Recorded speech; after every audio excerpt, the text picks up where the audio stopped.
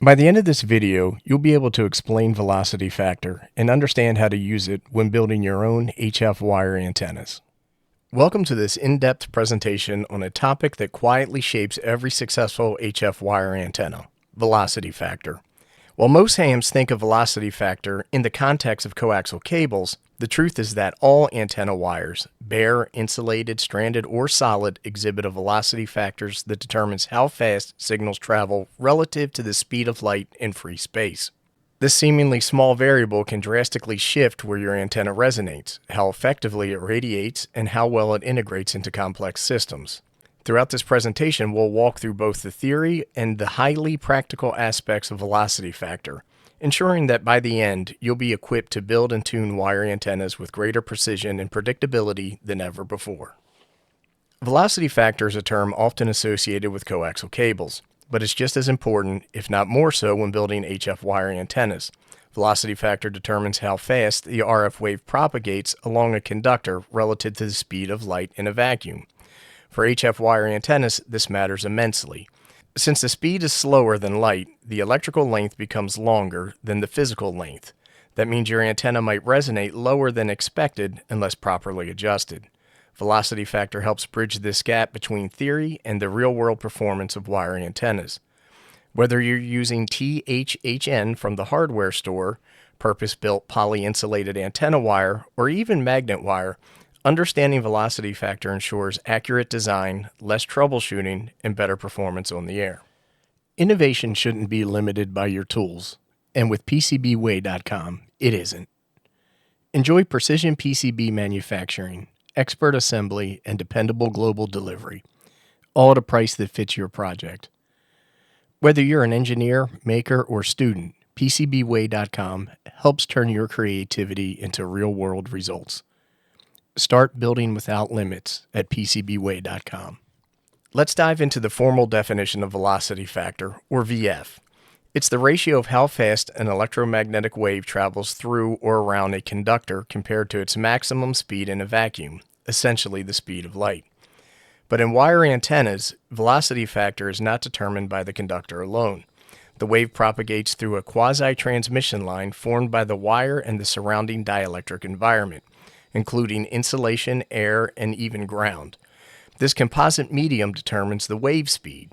Even bare copper wire doesn't allow waves to propagate at light speed because the fields interact with the air around them. The more dielectric material, like insulation, you introduce, the slower the wave. That's velocity factor in action, and it's why electrical length can significantly exceed physical length. If you like this video and you're getting value from it, please consider hitting that like button and subscribing for more similar content. Different wire types have different velocity factors, and it's not just about the conductor, it's about the insulation. Bare copper and copper-clad steel wires tend to have velocity factors near 95% to 98%, since most of the electromagnetic energy travels in air. These are great for predictable, textbook-like behavior. Once insulation is added, the velocity factor drops. PVC insulated wires like speaker cable or electrical cords have a velocity factor around 85 to 90%. And THHN building wire, often used in DIY antenna projects, can be even lower, down to 78% due to its thick dielectric jacket. The best option for predictable performance in outdoor antennas is PE jacketed antenna wire. Its velocity factor is relatively high and it resists water intrusion better than PVC. Always check the manufacturer data when available, but these values offer a solid starting point. Understanding velocity factor is essential because what matters in an antenna isn't the physical length, it's the electrical length. For example, a wire cut to be a half wavelength on 40 meters using standard formulas may resonate lower than intended if insulated. Since waves move slower through or around that medium, this means trimming is required, not based on trial and error, but informed by velocity factor. The bigger implication, if you're designing multi-band antennas, errors in velocity factor not just affect the fundamental frequency, but all of its harmonics. That's why one type of wire can throw off an entire design. In antenna tuning, velocity factor is an optional knowledge, it's foundational. To truly grasp velocity factor, we need to understand how RF waves behave on an antenna wire. in contrast to transmission lines where energy moves between conductors. An antenna wire supports wave propagation in the near field surrounding the conductor. This region behaves like a dielectric structure, blending the wire's insulation, surrounding air, and any nearby materials. Together, these define the effective permittivity, which directly controls the wave's speed, and thus the velocity factor. More insulation, water absorption, or proximity to other conductors all increase effective permittivity, which lowers velocity factor. This is why environmental factors in wire geometry can't be ignored when precision is the goal. In resonant HF antennas like dipoles, inverted Vs, and end-fed half-wave wires, electrical length is king, and velocity factors determines that length. This means that when you use an insulated wire, your cuts need to be shorter to hit resonance. For example, a THHN dipole might need to be 10 to 12% shorter than one made from bare copper. If you're unaware of the velocity factor effects, you'll constantly overshoot your target frequencies. Multiband antennas are even more sensitive. A small error in velocity factor compounds through harmonics. If the fundamental is off, every multiple is off. That's why end-fed half-wave builders especially must consider velocity factor from the start, or risk poor match in misaligned resonances. Non-resonant doesn't mean that velocity factor doesn't matter. Quite the opposite. In antennas like beverages, terminated long wires, and others, velocity factor plays a critical role in performance. In beverage antennas, for example, velocity factors determine how long your wire must be to produce a proper lobe directionality and phase relationships. Most use insulated wire near the ground, which drops velocity factor to around 85%. This means that your one wavelength may be much shorter than expected. Even matching resistors are slightly influenced by velocity factor, because the impedance depends on the wave's propagation characteristics. Always consider velocity factor when laying out or simulating non-resonant HF antennas. Velocity factor directly affects antenna tuning by shifting where current nodes form along the conductor. Since feed point impedance is determined by current distribution, a miscalculated velocity factor can change your antenna's SWR, sometimes significantly. End-fed half-waves are a prime example. Their transformers are usually optimized for precise half-wave electrical length. If velocity factor isn't considered, you may see unexpected mismatches or high SWR across multiple bands. Off-center fed dipoles and fan dipoles are also impacted. If you mix wire types in a fan dipole array, differing velocity factors will detune elements due to shifted electrical lengths. Consistency in wire and awareness of velocity factor ensures your matching hardware performs as expected. Velocity factor is not just about which wire you use, it's about how and where you install it. Environmental conditions like moisture and mounting height can significantly influence the antenna's effective velocity factor. A low dipole, for instance, might resonate several hundred kilohertz lower than expected due to interaction with lossy ground. Similarly, rain or water-soaked insulation adds to the dielectric loading, lowering velocity factor and shifting all resonance downward. Even things like wire sag or nearby metal structures change the capacitive environment around the antenna. These factors must be considered during final tuning, especially for multi-band designs where harmonic precision matters. The best way to eliminate guesswork is to measure the actual velocity factor of your antenna wire. There are several practical ways to do this. Using a nano VNA is the most accurate method. You connect a wire segment and look for the first resonance in the S11 trace.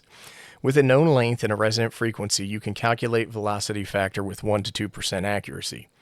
If you don't have a VNA, you can measure velocity factor by making a quarter wave stub and checking where it resonates. Even if by analyzing how your antenna's resonance differs from your design target. If you aimed for 7.1 megahertz but hit 6.8, that tells you a lot about your wire's velocity factor. Measuring velocity factor directly avoids surprises and helps you make design decisions grounded in real-world behavior. Different HF antenna types respond to velocity factor in different ways, but all are affected. Dipoles, including multi-band fan arrays, require matching velocity factor in all elements to avoid skewed patterns. If you mix PVC and polyethylene jacketed wires, resonance will shift unevenly. End-fed half-wave antennas are perhaps the most VF sensitive. A few percent difference changes not only the base resonance, but every harmonic, as well as the impedance seen by the 49:1 transformer. Wire loops and verticals also demand correction. A quarter wave vertical cut using the 234 divided by frequency formula assumes bare wire. With insulated wire, your antenna may be physically too tall or too short unless adjusted for VF. Always apply velocity factor correction before trimming and installing. While insulation material and thickness dominate velocity factor behavior, there are more subtle variables antenna builders should know. Wire gauge has a minor but measurable effect. Thicker wire has less inductance per foot, which can increase velocity factor by 1% or so. This might be inconsequential in a basic dipole, but it matters in harmonic critical systems. Stranded versus solid wire also has an impact. Stranded wires have air pockets that slightly lower the effective permittivity, thus increasing velocity factor. Solid THHN tends to have a lower velocity factor due to dense insulation. Even insulation color can matter. PVC with more pigment, like black or dark green, may show a 0.5 to 1% velocity factor decrease. These effects are small individually, but they stack up, especially in precise applications. A lot of misinformation floats around about velocity factor in ham radio circles, but let's bust a few of the biggest myths. First, velocity factor isn't just for coaxial cable. Any conductor guiding RF, including your antenna wire, has a velocity factor that changes electrical behavior. Ignore this at your own peril during antenna design. Second, the classic 468 divided by frequency formula is not universal. It assumes bare wire a few feet above ground. If you're using insulated wire or mounting low, it's wrong unless you adjust for velocity factor. Third, insulation doesn't trap RF. RF doesn't move inside the wire, it flows in the fields outside. And finally, velocity factor is not a measure of loss. Loss comes from dielectric quality and resistance, not the propagation speed. There is no substitute for hands-on measurement when building HF antennas. Start by checking the velocity factor of your actual wire before cutting anything critical. Using the same insulation type across all elements avoids a host of tuning headaches, especially with fan dipoles or traps. For new builds, PE insulated antenna wire is generally the best option. Low loss, stable velocity factor, and less susceptible to water uptake. And while formulas like 468 divided by frequency are useful, they're just a starting point. Trim incrementally, observe resonance shifts, and tune empirically. Always consider velocity factor as the root variable. Velocity factor isn't just a technical footnote. It's a foundational principle for every HF antenna you build. It defines how long your antenna electrically is, which determines where it resonates, how it radiates, and how it interacts with matching networks. By accounting for insulation, moisture, installation height, and more, you move from rule-of-thumb building to data-driven design. This eliminates frustration and improves reliability. So whether you're putting up a simple 40-meter dipole or a complex multi-band antenna, velocity factor is a tool that brings clarity and control. Measure, adjust, and build smarter. And with that, I'd like to thank everybody for watching. If you have any questions, comments, suggestions, or recommendations, go ahead and post them below.